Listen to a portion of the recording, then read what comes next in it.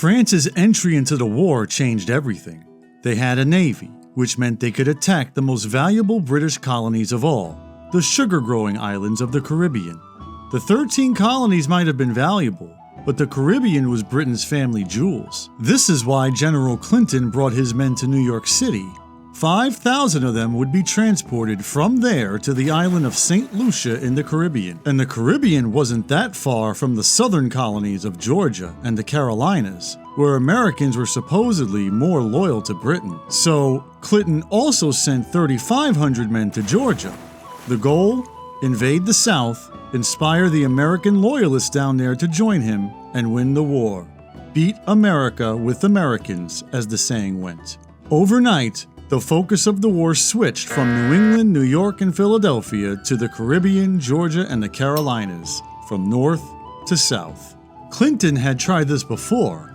In Part 2, he and Peter Parker attacked Charleston, South Carolina in 1776, but failed in the face of bad geography and angry whites ginned up by fears of slave revolts.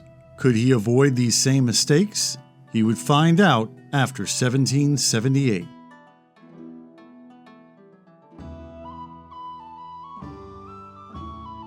Destination: Savannah, Georgia.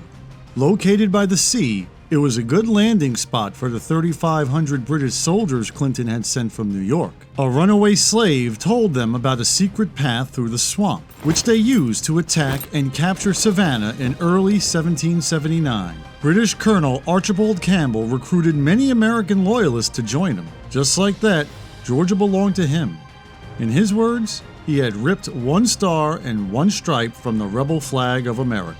Meanwhile, the American General Benjamin Lincoln was determined to take Savannah back. He couldn't get many Georgians to join him, though. Then he realized, his pals, the French, have Caribbean colonies too. They must have ships in the neighborhood. He texted the French Admiral D'Estaing, who pulled up quickly with ships loaded with 6,000 troops. But D'Estaing took his sweet-ass time attacking Savannah, got thrashed, and then loaded his men back on the boats to sail away to Martinique. Lincoln was left abandoned, wondering what the French were really good for. The British were now in firm control of Georgia, and it stood to reason that their next target would be South Carolina, directly to its north. Lincoln rushed back to South Carolina to defend it, specifically the city of Charleston, the biggest harbor in the South. The British failed to take the harbor in 1776, but by 1780, they had learned their lesson. On May 12th, Britain surrounded the city, forced Lincoln to surrender, and took 5,000 of his men prisoner.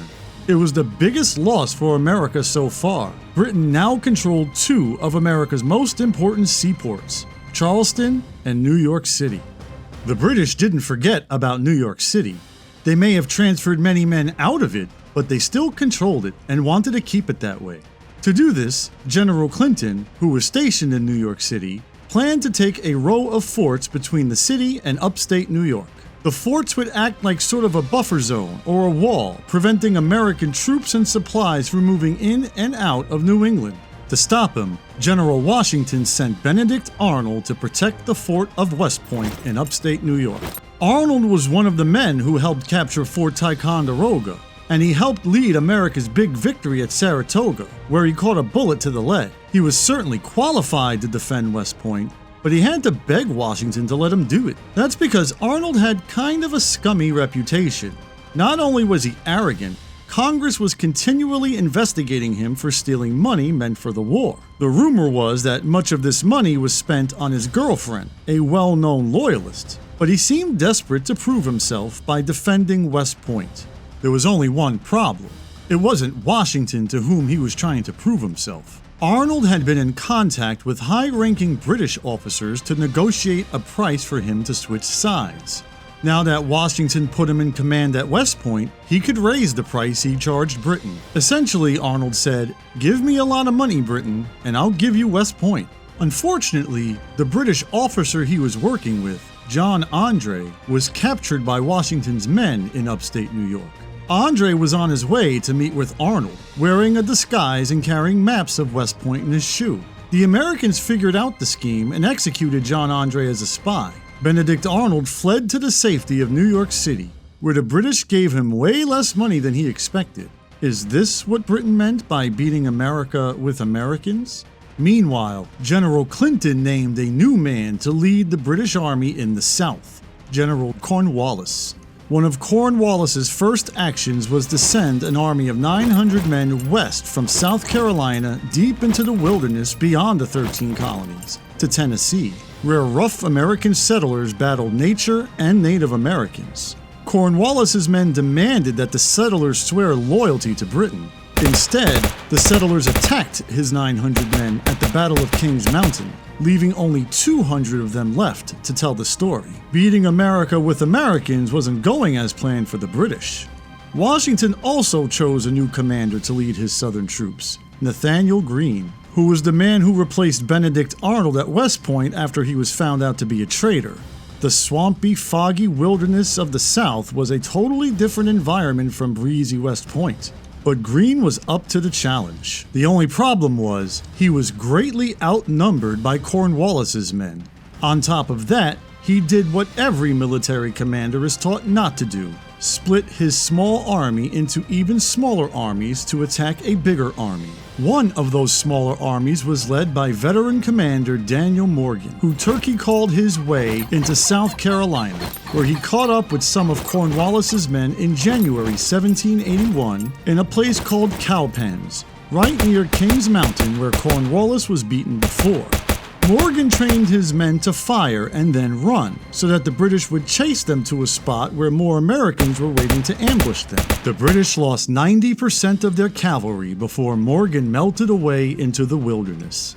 But Cornwallis didn't give up. He continued to chase Morgan and Greene further north over the border into North Carolina and up close to Virginia. This brought him further inland away from the coast, deeper into the southern wilderness.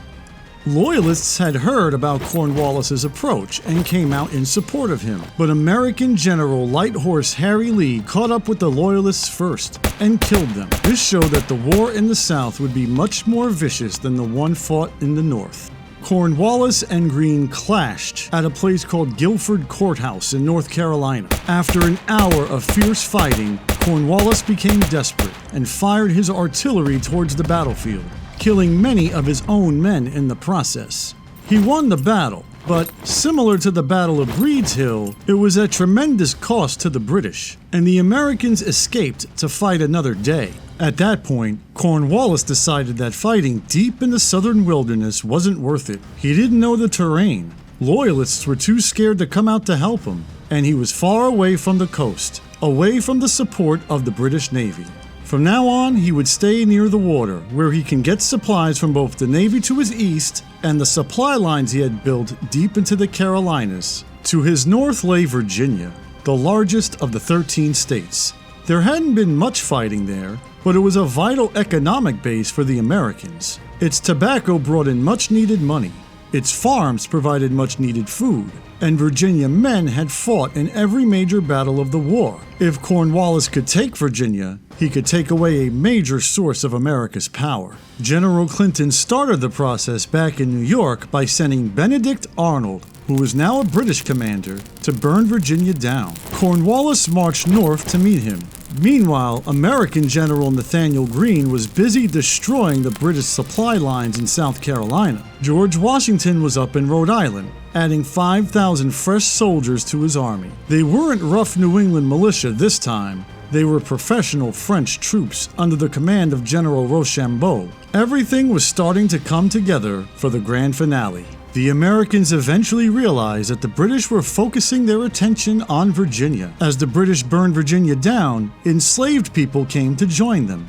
But the British used them as laborers instead of arming them, fearing that doing so would anger white Southerners like it did the last time. It didn't matter. Whites still feared slave revolts. They associated a British victory with an end to slavery and white supremacy. Instead of helping the British, whites helped the Americans or stayed neutral.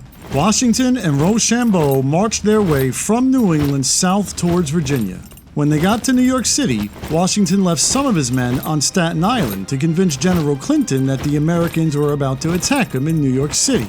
Clinton rushed orders to Cornwallis, ordering him to send men from Virginia to help him. Orders Cornwallis ignored. Clinton might have been fooled by Washington's trick, but Cornwallis knew that Virginia would be the main arena. Cornwallis was stationed in Virginia on the Yorktown Peninsula, where he received regular supplies from the British Navy. He needed those supplies because Greene had smashed his other supply lines from the Carolinas. Now, without the Navy, Cornwallis would starve. As Washington and Rochambeau approached Virginia by land, French Admiral de Grasse approached it by sea. He hung off the coast of Yorktown to block British supply ships from getting to Cornwallis. Now, all de Grasse needed to do was wait for Washington and Rochambeau to finish the job on land.